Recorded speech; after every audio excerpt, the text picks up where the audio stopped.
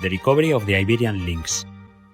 20 years of life projects told by their protagonists. A project by Lifelinks Connect. Chapter 2.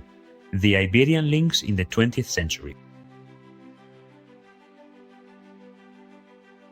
As we saw in the previous chapter, during the 19th century, the Iberian lynx population reached its highest level in the last 500 years. However, the species evolution throughout the 20th century would bring about a dramatic decline. The extraordinarily high mortality caused by humans, combined with the decline in rabbit populations due to two viral diseases, led to the relentless disappearance of almost all Iberian lynx populations that existed in the 19th century. In 1914, the zoologist Ángel Cabrera was the first to sound the alarm about the regression of the population in the northern half of the Iberian Peninsula. Despite this, systematic persecution continued. And it was not until the 1950s that the biologist José Antonio Valverde realized that the Iberian lynx was at risk of imminent extinction. Antonio Villalpando, historian at the University of Cádiz specializing in the Iberian lynx, Miguel Delibes and Alejandro Rodríguez, researchers at the Doñana Biological Station CSE-SIC, and Pedro Sarmento, Iberian lynx specialist at the ICNF, explain the key points of the Iberian lynx's evolution during the 20th century.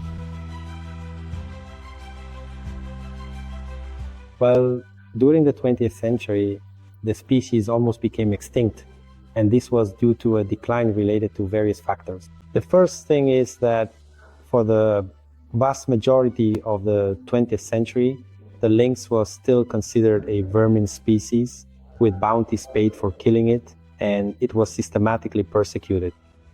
The second point is that technological change and the transportation revolution made it easy to quickly access firearms, and in addition, strychnine, which was also systematically used for a long time. If we add together the fact that it was being hunted, that people were being paid to kill it, that firearms were of higher quality, and that a very harmful poison was being used systematically, the surprising thing is that it survived at all. Fortunately, Cabrera was already sounding the alarm in 1914, saying, hey, it's going extinct, there are only a few left, it's hard for me to find one. And since then, there have always been people in Spain who have tried to protect them, both from the government, which is their duty, obligation, and it must be acknowledged, protecting the lynx is a political decision. Although it may seem hard to believe, my relationship with the Iberian lynx began in 1959. I was 12 years old, living in Valladolid, and in the Valladolid newspaper, it was published that a man from Valladolid, José Antonio Valverde, had published an article about the Iberian lynx in a French magazine called La Terre et la Vie. I was thrilled. I'd always loved animals, and I went around to every newsstand in the city asking about the magazine La Terre et la Vie, which of course no newsstand owner had ever heard of. But from then on, I was left with a bit of curiosity about what that article on the lynx might say and what it would be like. Later, I picked it up again in Doñana many years later, and well, that's when we started collecting lynx boxes and working in 72, 73. In this first publication about the Iberian lynx, José Antonio Valverde concludes that the species will likely become extinct before it can be properly studied.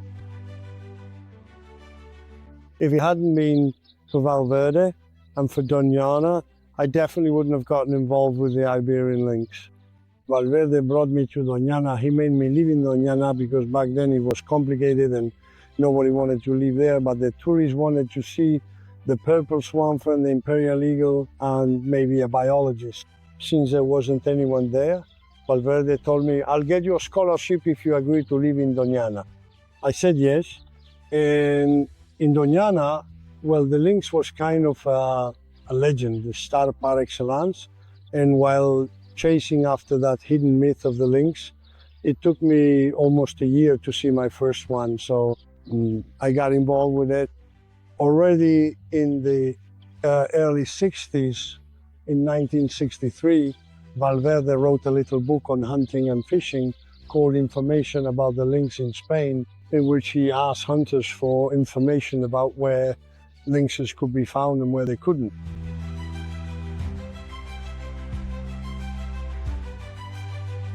Before the 1980s, there were very few studies on the Iberian lynx in Portugal. There was nothing from a scientific point of view, nothing systematic. There were, however, some sporadic descriptions in books by naturalists, especially at the beginning of the 20th century, with some accounts of the places where the species might occur. But up until the early 90s, there was practically nothing except for an internship, which was carried out in the Serra da Malcata at the end of the 70s, where there is a brief description regarding what was then the distribution of the lynx in that area of Portugal, in central Portugal. Through the official boards for the eradication of harmful animals, the Spanish state meticulously paid, between the years of 1954 and 1961 alone, for the systematic elimination of 152 lynxes across 6 distinct Spanish provinces. During the 1970s, the first research studies on the biology and distribution of the Iberian lynx emerged, and all of them seem to confirm the critical situation pointed out by Valverde. Although the species was granted legal protection in Spain and Portugal during the 1960s, persecution continued relentlessly over the following 2 decades. At the end of the 1980s, Miguel Delibes and Alejandro Rodriguez conducted a census in Spain based on surveys of key sectors, concluding that there were still 1,100 individuals distributed across 48 areas. When we started working to try to find out where there were lynxes and where there weren't, we thought there were few. It had already been published. Perhaps Joaquín España had written that the lynx was declining very rapidly. We believed it was declining, that it was in danger, but not to that extent. And when we started to worry about it, well, undoubtedly, and I say this, now we were far behind. Very little was known about lynxes. Where we knew a lynx had been killed, we made sure it had been hunted and put a dot on the map saying there are lynxes here. When in some cases it was probably the last one they had killed, the only one left, or one that just happened to be passing through, and there were no more lynxes, even if we wanted to believe there were, or thought there were, right? So we realized there were few of them and that they were only in a few places. As I said, there were probably even fewer than we thought at the time, and we started to draw attention to it. The relationships between naturalists and conservationists and the rural population 50 years ago, almost 45 years ago, were very different from what they are now. In the villages, there were people who were uninterested in the countryside, people who didn't care at all, and people who hunted or set snares for rabbits to sell them, or in taverns that sold garlic rabbit, and also sell traps to catch them. In almost every major village, there were taxidermists who stuffed animals to place them on top of the television. So when we went to the villages, we would ask about these people, and they would welcome us, give us information. Back then, people weren't very suspicious. Later on, they started to be, because, well, they would say, well, that's something we can't talk about. Or if they had a lynx, they would hide it under the bed when you arrived so that you wouldn't find it there, because they already knew it was forbidden to kill them. When we made an estimate of the lynx population, at first we thought there might be more. We were surprised to see so few, and then that it wouldn't be so fragmented, so broken up. And as I already mentioned, surely some of the populations we detected no longer existed. I arrived at the Doñana Biological Station, specifically at the Doñana Biological Reserve in 1987, to take care of monitoring the animals that had been fitted with radio transmitters at that time, replacing someone who was on leave then. At that time, I was studying biology in Madrid. I hadn't finished my degree yet, but I did have experience in radio tracking, which at that time could be considered as an advanced technique. It wasn't so much an advanced technique as it was a technique that few people used. And once I was at the Doñana Biological Station, I had the opportunity to join other projects And in that same year, 1987, we did the fieldwork to determine the distribution of the lynx in the Doñana region, which at that time was unknown. At that time, when we did the inventory of the Spanish population of the Iberian lynx, which was published in 1990, what we found were indications that the distribution area had shrunk by almost 50% in the last 40 years. My perception now is that it was not considered a critical situation. That is to say, it did raise some concern, significant concern, especially I think because being an endemic species, such a considerable decline increased the risk of extinction. Of course, what definitely was not done was to act with the urgency and determination that was shown 10 years later when the data from the census carried out in 2002 became known. And I get the feeling that at that time, both the structure of the administration and the human and material resources perhaps were not prepared for a large-scale action that could address the problems of the Iberian lynx across its entire distribution area. On the other hand, it's also important to remember that the conservation policies at that time were not as ambitious, you could say, as they are now. There was still a lot of resistance from many sectors of society to conserving nature. All of this serves as context to explain why there wasn't more decisive action taken. In the 1990s, Portuguese scientists replicated the Iberian lynx censuses in Portugal based on surveys. During the late 1980s and early 1990s, there was a joint effort between Portugal and Spain to conduct a systematic survey of lynx presence, and this was done based on records of observation data.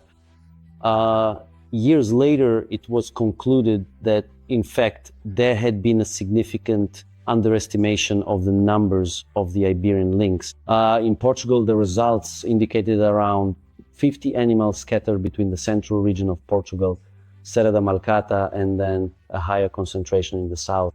The sampling of Iberian lynx populations based on observations actually had a major flaw.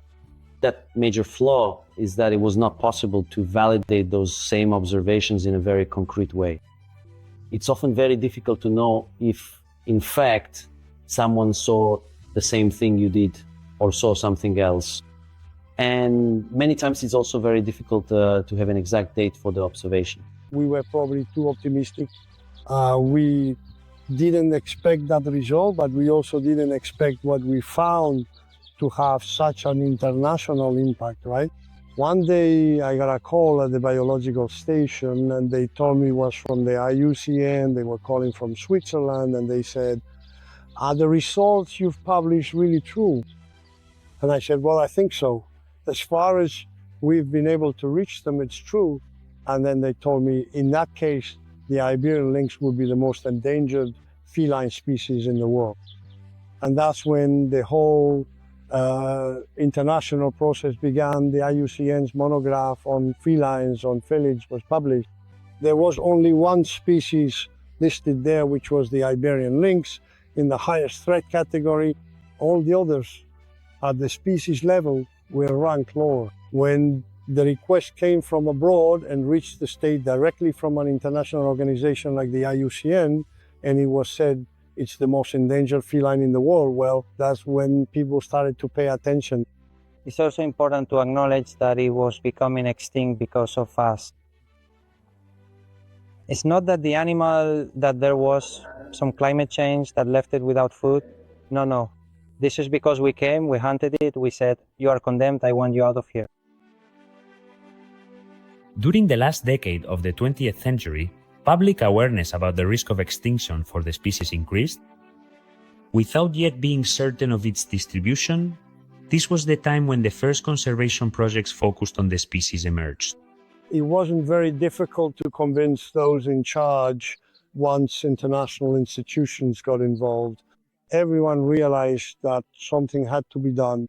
We started using the powerful argument that the nations of Spain and Portugal simply could not afford to allow the very first wild feline species since the Neolithic period to go completely extinct in the entire world indeed. The first such species in a highly developed European country. The European Union stepped in. After that, things moved very quickly, didn't they? It was very difficult.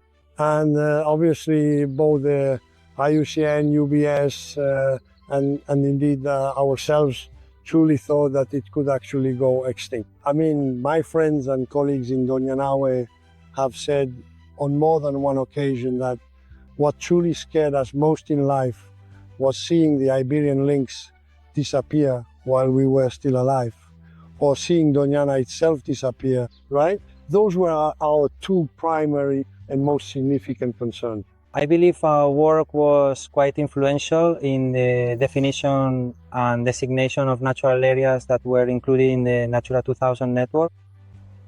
If you look closely, you can still see on the Natura network map the shapes of the distribution area that we mapped out in great detail at the scale of 1 to 50,000 when we submitted those maps to the ministry, right? Back in those days, practically everything that had lynx presence was protected in one way or another. In 1993, a scientific project captured in Portugal's Sierra de Malcata the last known Iberian lynx outside the Doñana and Sierra Morena populations. A specimen that I captured in the Sierra de Malcata in the early 90s is, in fact, first of all, it is the last observable record of the Iberian lynx in the 20th century. On the other hand, it is also known to be the second to last specimen because after that capture, there is only one confirmed record by genetic analysis in 1997, which should correspond to an extremely isolated animal, one that must have remained within the old population that was shared between Malcata and Gatan, and little more than that.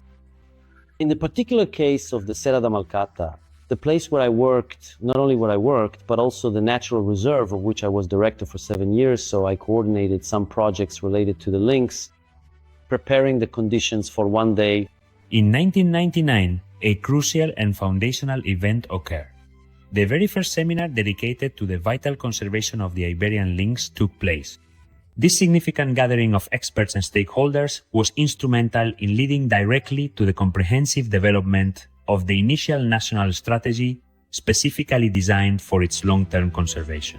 These truly pivotal milestones, marked by collaborative effort and scientific foresight, effectively planted the essential seed for the robust and active conservation efforts of the Iberian lynx, which would then blossom and fully materialize into widespread initiatives just a few impactful years later, leading to a more secure future for this iconic species. Probably the most exciting moment I have experienced with lynxes was before I started studying them. I live in Doñana. Almost everyone used to see lynxes. I was unable to see them, and it was in 1973, I think, when I was climbing to raptor nest to see what they ate during the breeding season. Later, I published some articles on the black kite, the red kite, and as I was about to climb up to a black kite's nest, I got under the cork oak, looked up, and to my amazement, on a branch, just like the lions in the Serengeti in movies and photos with its legs hanging down and lying on the branch, there was an Iberian lynx sleeping. I couldn't believe it. And then I saw the lynx, which was asleep. I leaned back a little, brought the binoculars to my eyes, but I couldn't see because it was so close I couldn't focus on it. It was too close to focus on, right? And well, I stayed there for a while watching it, completely amazed and moved. And then the lynx stood up on the cork oak branch, stretched out, went down head first along the trunk and started walking toward me, and I was just 5 meters away. And suddenly it stopped, looked at me, turned around and ran off, right? It was the first lynx I ever saw in my life, and it was purely by chance. I've never seen another one like that again where it didn't see me, at least not at the same time, you know? One that was so distracted, so close, and well, it was an incredible thrill. The recovery of the Iberian lynx. 20 years of life projects told by their protagonists. A Life Lynx Connect project.